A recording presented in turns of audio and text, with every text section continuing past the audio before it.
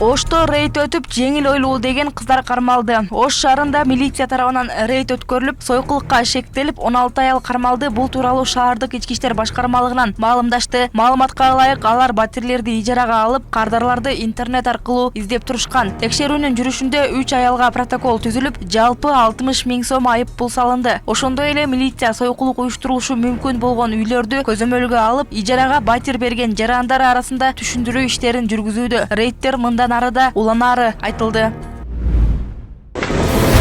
Оштогу Исламбек, Атабек, Кутордо Анар кафелери жана Азия супермаркети буздурулууда. Ош шаарынын Ленин көчөсүндөгү кызыл сызыкка чыккан имараттар алынууда. Кала башчысы Жеңишбек Токтурбаевдин көчмө жыйынында берилген тапшырмасына ылайык, муниципалдык менчик башкармалыгы тарабынан кызыл сызыктардын чегинин бузган имараттарды алып салуу иштери уланып жатат. Алсак учурда Ленин көчөсүндөгү Исламбек, Атабек, Кутордо Анар коомдук тамактануучу жайлары, Азия супермаркети мыйзамсыз орнотулган тосмолор курулуш эсинен өз эсебинен буздурулууда. Аны менен бирге Абсамат Масалиев, Курманжан Датка көчөлөрүндө дагы мыйзамсыз курулуштарды алып салуу боюнча иштер жүрүп жатат. Мэриядан билдиришкенде, Исламбек кафесинин ээсине буга чейин мыйзамсыз курулушту түрттүрүү боюнча эскертүү берилген, бирок ага карабастан бүгүнкү күнгө чейин тамактануучу жай алынбай турган. Шаар бийлиги жалпысынан кызыл сызыктан өткөн 100дөн ашык объектиге тиешелүү эскертмелерди берген. Булак, Ош ТВ. Өзүңүздөргө маалым болгондой, Ош шаарында Курманжан Датка, Ленин, Масалиева проспектиси, Разаков кен көчөсү, Шакирова көчөсү, Исанов көчөлөрүнө рейдтер жүргүзүлүп, ал жерде дагы архитектура тарабынан снос деп жада калса метрине чейин жазып койду. Бүгүнкү күндө Ош шаарынын аймагында 100дөн ашык кызыл сызыктан чыгып кеткен жана муниципал аймактарга чыгып өз билендиги менен куруп алган ар кандай навестер, тосмолор, жеңил желпи курулуштар, ажатканалар, ошол көрүнүштөрдү куруп алышкан. Муниципалдык аймакка чыккандарды биз муниципалдык менчик башкармалыгынын мыйзамсыз курулуштарды алып салуу боюнча бөлүм тарабынан иш алып барып атабыз. Ал эми жеке менчиктер кызыл сызыкка чыгып же кошуп алган тараптар бүгүнкү күндө өздөрү дагы алып, бүгүнкү күндө мэр болуп келген бизге Жеңишбек Шермаматовичтин шаарга болгон саясатын колдоп, өздөрү дагы бузуп аткандар аз эмес. Анан өзүңүздөргө маалым болгондой, бүгүнкү күндө мына Исламбек кафеси аталчу мына Ленин көчөсүндөгү бир нече жолу эскертүүлөрдү бергенге карабай, эч кандай бузуп алып салуу иштерин жүргүзгөн эмес. Кече күнү иштеп атканы да аныкталган. Ошонун негизинде келип мына бүгүн биз снос иштерин баштадык. Ушул эле катар мисалга алсак, Атабек кафеси кызыл сызыктан жылып атат, өздөрү алып атат. Ошол эле тарап жанагы Гринхаус, Кутордо, андан ары Азия супермаркети, андан ары Имаккомдун дагы бир дочерний компаниясы бар экен, ал дагы курулушун бузуп атат. Бул жакта жаңы доор.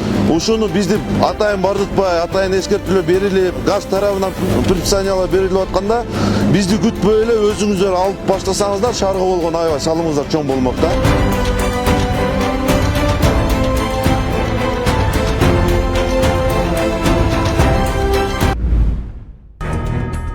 Мэр Оштогу Манасата кафесин иштөөгө уруксат берди. Мэр Жеңишбек Токтурбаев Ош шаарындагы Манасата кафесин кайрадан иштетүүгө уруксат берди. Бул тууралуу маалыматты мэриянын басма сөз кызматы тастыктады. Мэриянын басма сөз катчысы аталган кафеге уруксат берүү тууралуу маалымат кийинчерээк бериле турганын билдирди. Биринчиден, канча деген адамды жумуш менен камсыз кыласыз. Экинчи, салык төлөйсүз. Маселе жок, документтериңизге жардам беребиз. Ачып ремонт кылып, тез жумушту баштаңыз, деди мэр Токтурбаев. Манасата кафесиндеги чыр 2022 жылы 27 июнда несахар берүүсү текшерүүгө келгенде башталган. Кафенин администрациясы несахарга тоскоолдук жараткан. Кафенин санитардык абалы талаптарга жооп бербегени соц тармактарда кызуу талкуу жараткан. Кийинчерээк аталган кафенин ээси Бактияр Гуламов жана администратору Машрапхан Кушкобаева ШИИПке чакырылып, орой мамилеси үчүн кечирим сурашкан. Аталган кафеге 41 000 сом айып пул салынып, убактылуу жабылган. Ал эми 2022 жылдын 6 июлунда Ош шаардык прокуратурасы мэрияга Манасата кафесин сүрдүрүү сунушун берген. Бизге блогерлер келди. Ошондо блогер менен сөз талашып атып, мен оозумдан ушундай сөз чыкты. Бирок ал сөз блогер менен сүйлөшкөндө болду. Ал сөз эл үчүн эмес. Мен Кыргызстандан, бүтүн Кыргызстан элден кечирим сурайм. дагы бир жолу Кыргызстан элимден мен кечирим сурайм. Мен ушул жакта төрөлүп, ушул жакта чоңойгонмун, ушул жакта нанын, ушул жакта тузун жеп, ошол жакта бир тууган болуп, бүт баарыбыз бирге чоңойгонбуз. Кичкене небери көтө албай, бу кызым кичкене нотар сөздөрү сүйлөп коюптур. Бу кызымы мен иштен кетирдим. Силер элдерден, бүтүн Кыргызстандык элдерден мен кечирим сурайм. Кайра bunday иштер болбойт. Биз şu кызымын неберини көтөрө албайбыз. Трамп Газаны тазалап, палестиналыктарды ар кайсы өлкөгө жайгаштырууну сунуштады. Сокку ура турган деле эч нерсеси калган жок. Биротоло тазалоо керек. Коопсуз деп айта албайбыз. Антисанитария өкүм сүрүүдө. Бул адамдар жашагысы келе турган жер эмес, деген АКШ лидери. Анын айтымында палестиналыктарды Иордания жана Египет баштаган бир катар өлкөлөргө жайгаштырууга болот. Бирок элдин көчүрүлүшүн АКШ каржылабайт. Трамп муну жакынкы чыгыш мамлекеттери жасай аларын белгилеген. АКШ президенти Газаны дүйнө эли келип эс ала турган жайга айлантуу мүмкүн деген пикирде. Америка Газаны өз көзөмөлүнө алып, жарылбай калган бомбалар менен башка курал жаракты демонтаждоо жерди түздү. Урандынын тазалоо сыяктуу иштерге жоопкер болот. Региондогу элге там таш жана жумуш сунуштай ала турган экономикалык жактан өнүгүүгө бет алган аймак түзөбүз, деди Трамп.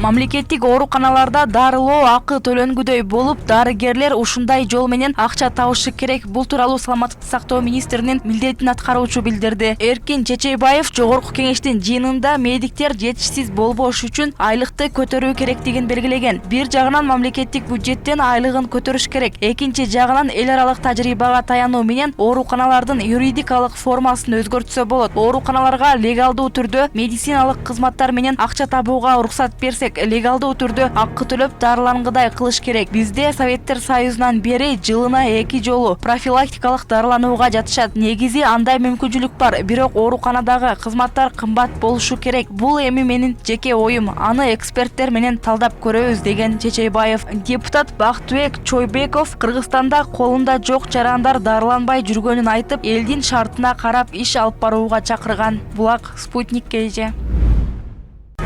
Эмне үчүн жооп бере албайт? Талиева Мишустинге жооп бербеген өкмөт башчыны сындады. Темирди кызуусунда чап дейт. Кыргызда өткөндө биздин ошол Астанадагы иш сапарында биздин Кабминдин башчысы Адылбек Алишевич Касымалиев аттың дейсиң да, мамлекет үчүн, элдин тагдыры үчүн керек болсо ошондой бир саясий дипломатиялык жоопты бере албай. Анан ошол Орусия мамлекетинин өкмөт башчысы биздин мамлекетке бир негизсиз кинелерди койду да. Ошого татыктуу бир жооп бере албай, бир Кабмин бир мажирөлүк мындай бир жооп бере албай калды да. Айтыш керек болчу. Биз мыйзамдуу мамлекетте жашагандан кийин 50 миллион доллар карызың барбы? Төлөш керек аны. Мыйзам барына бирдей иштейт. Кечиресиз деп жооп бере албай койду да. Алар тарабынан тиги мыйзамсыз аракеттер, талоончулук, административдик басым деген мындай бизге бир негизсиз кинелер коюлуп калды. Ошол эле учурда ошол Михаил Мишустин улам Киргизия дейт. Ай, биздин мамлекеттин мыйзамдуу аталышы бар, Кыргыз Республикасы деген. Эмне үчүн Киргизия дейт? Ошол жерде бир дипломатиялык тил менен татынакай кылып жооп бере албай койду өкмөт башчыбыз. Эмнеге ушундайга жол берилип калып атат? Темирди кызуусунда чаап, ошол жерде ошол кинелерге жооп бериш керек эле. Мен ушул мени таң калтырып атат да.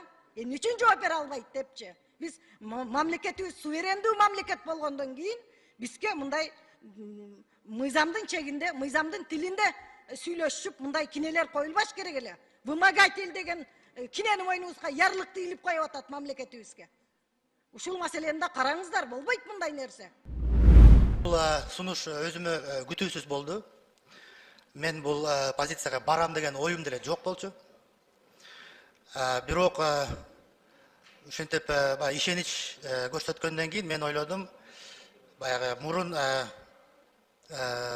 калбай жүргөн идеяларымды кылсам мына шанс болуп атат. Анан кийин эгерде парламент, руководство, эл жагынан поддержка болсо, мен оюмча, мен деле өмүр бою министр болоюн деген оюм да жок да. Мен эгерде мына бир кичине силердин жардамыңар мыйзамдарды өзгөртүп, институцияны өзгөртүп коесуз, мен спокойно кете берем. Мен мага бул кереги жок да. Бирок мен ойлодум, эгерде ишеним көрсөтүлгөндөн кийин аракет кылыш керек актаганга. Ошол. Азыр болсо сиздин врачтарыңыздын ичинде, особенно жаш врачтар бардык эмес эми албетте, диагноз кое албай калышты.